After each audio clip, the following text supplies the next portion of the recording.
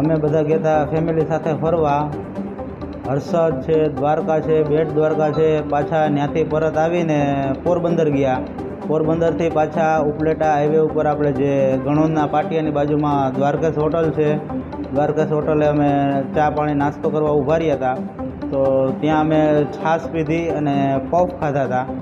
ને આખા ફેમિલીમાં બધાને ઘરે પહોંચ્યા પછી વુમેન્ટ ચાલુ થઈ ગઈ. કોઈ વાતે રોકાતી નથી. પછી હું દવા લેવા ગયો તો ફોન આવ્યો પાછળથી કે હવે બ્લડની ઉલટી ચાલુ થઈ ગઈ. તો બ્લડની ઉલટી ચાલુ થઈ ગઈ પછી 108ને ફોન કર્યા અને 108 આવીને બધું મારું આખું ફેમિલીને લઈને ઉપલેટા સિવિલ હોસ્પિટલે આવ્યા.